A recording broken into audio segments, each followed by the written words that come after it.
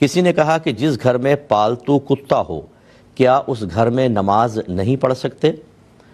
نہیں، نماز تو پڑھ سکتے ہیں، یہ تو گھر والوں پر وبال ہے کہ انہوں نے پالتو کتا رکھا ہے۔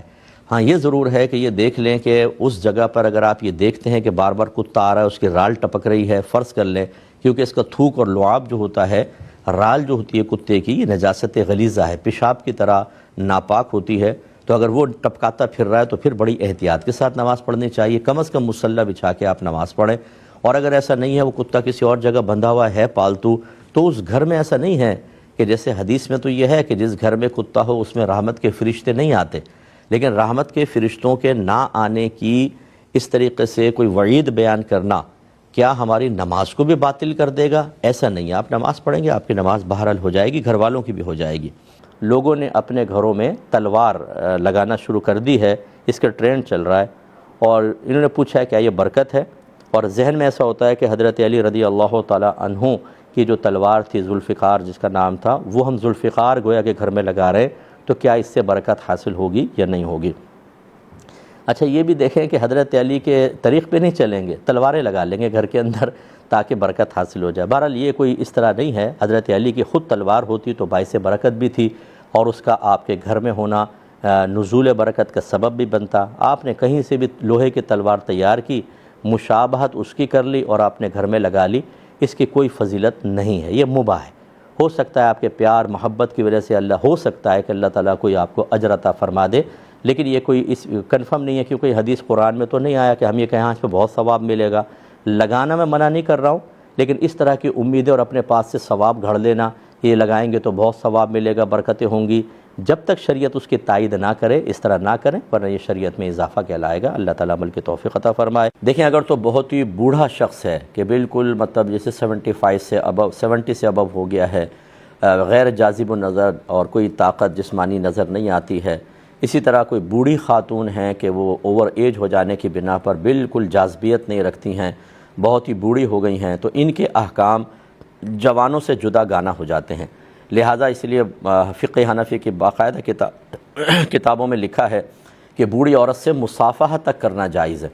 اگر کوئی کرتا ہے تو اس لیے یہ اگر کسی کے سر پہ ہاتھ رکھتے ہیں، جو عموماً گھر کی بچیوں پر ہی رکھتے ہوں گے، اور یا کندھے پہ ہاتھ رکھ دیا کسی کو بچی کو شاباش وغیرہ دیتے ہوئے، جیسے ملنے آتی ہیں تو ہاتھ رکھ دیا، تو اور اسی طرح خاتون نے کسی کے بچے کے ہاتھ پہ ہاتھ رکھ دیا تو گنجائش نکلے گی۔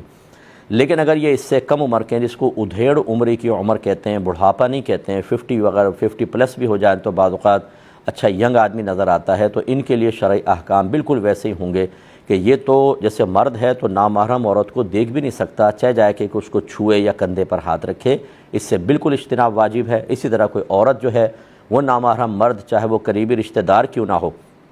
لیکن اگر ان سے نکاح ہو سکتا ہے شرعی لحاظ سے تو نامحرم ہے، تو ان کو بھی چھونے اور ٹچ وغیرہ کرنے یا گلے ملنے سے اجتناب کرنا لازم ہوگا۔ بھائی نے پوچھا تھا کہ اللہ کے ولی کی کیا پہچان ہے؟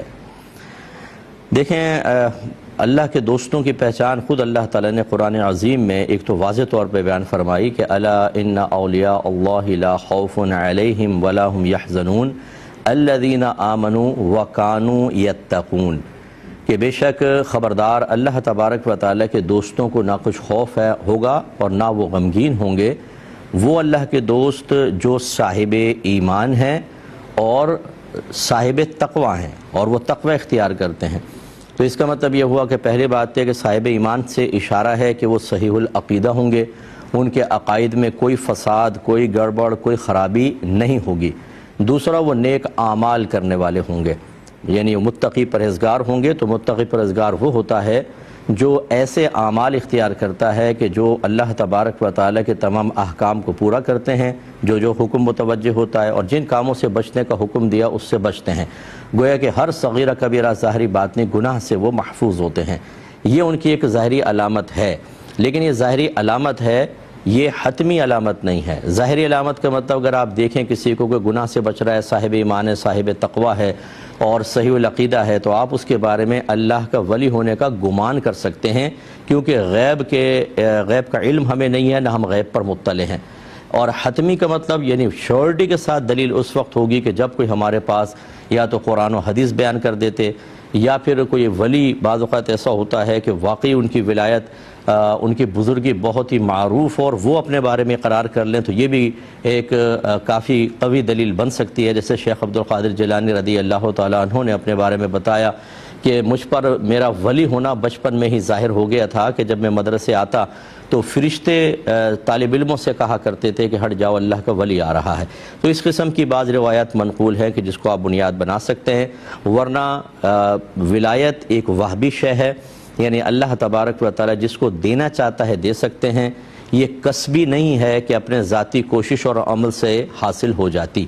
ورنہ تو جو کوشش کرتا نظر آتا ہم اس کو ولی کہتے. لہذا اب یہ معلوم نہیں کہ کس کو اللہ تبارک و تعالی نے ولایت دی ہے کس کو نہیں دی، تو ظاہری علامت سے آپ پہچانیں گے. اس کا مطلب ہوا کہ اگر کوئی شخص ولایت کا دعویٰ کر رہا ہے لیکن غیر مسلم ہے، یا اپنے آپ کو مسلمان کہتا ہے لیکن اس کے عقیدے میں وہ فساد ہے جو نبی کریم صلی اللہ علیہ وسلم کے دور اقدس سے لے کر آج تک تمام جو اکابرین امت ہیں ان کے عقائد سے ٹکراتا ہے، تو وہ کبھی ولی نہیں ہو سکتا. اگر صحیح العقیدہ ہے اور مطلب ظاہر ایسا بھی ہے لیکن کوئی گناہ کرتا ہے مثال کے طور پر، یا جاہل شخص ہے، تو جاہل کو کبھی بھی اللہ تعالیٰ ولایت نہیں دے گا، نہ کوئی اعلانیہ گناہ کرنے والے کو ولایت ملتی ہے. بلکہ اکابرین نے لکھا ہے کہ اگر اللہ تبارک و تعالیٰ کسی کو ولایت سے نواز دے اور خدا نخواستہ وہ کبیرہ گناہ جان بوجھ کر لیتا ہے، صغیرہ پر اصرار کرتا ہے، تو اس سے ولایت سلب کر لی جاتی ہے. تو آج کل تو ہمارے یہاں ہر ایک ولی بنا ہوا ہے، لمبی لمبی زلفیں رکھی ہوئی ہیں جو کندھے سے نیچے رکھنا حرام، انگوٹھیاں ایک سے زیادہ پہن رکھی ہیں یہ پہننا مکروہ تحریم حرام، مالائیں لٹکائی ہوئی ہیں زینت کے لیے یہ منع، نمازیں پڑھتے نہیں ہیں، داڑھی غائب ہے اور نہ دین کی ABC آتی ہے، اور یہ ملنگ بنے ہوئے گھوم رہے ہیں اور ایسا ثابت کرتے ہیں کہ ہم بہت بڑے اللہ کے ولی ہیں، فقیر ہیں. اور جو علماء ظاہر ہیں تو چنے بیچ رہے ہیں، ان کو کچھ نہیں آتا، اصل تو ہمیں فقیری آتی ہے، انہیں کوئی فقیری نہیں آتی. یہ علم کے فقیر ہیں، یہ عمل کے فقیر ہیں، یہ اللہ تعالیٰ کی رحمت کے فقیر ہیں، انہیں آخرت کے اندر یہ جنت کے فقیر ہوں گے اگر اللہ ناراض ہوا، اور ان کے لیے سخت عذاب ہے. ہاں یہ اگر غنی ہیں تو اللہ تعالیٰ کی طرف سے لعنت کے سلسلے میں غنی ہوتے ہیں، یا پھر یہ جہنم میں جانے کے اعتبار سے ان کو غنی پن حاصل ہوتا ہے، کیونکہ جو اللہ رسول کی شریعت کا مذاق اڑائے، پامال کرے اور ایسے لوگوں کے حامل کا مذاق اڑائے، وہ اصل میں تمام صحابہ کا مذاق اڑا رہا ہے، وہ اہل بیت اطہار کا مذاق اڑا رہا ہے. ان سے بڑھ کر کون اللہ تعالیٰ کا ولی ہو سکتا ہے مجھے بتائیں، اس کے باوجود شریعت پر مکمل طور پہ بالکل پابند. تو یہ اس قسم کے فراڈیے لوگوں سے بچنا امت کے لیے انتہائی ضروری ہے.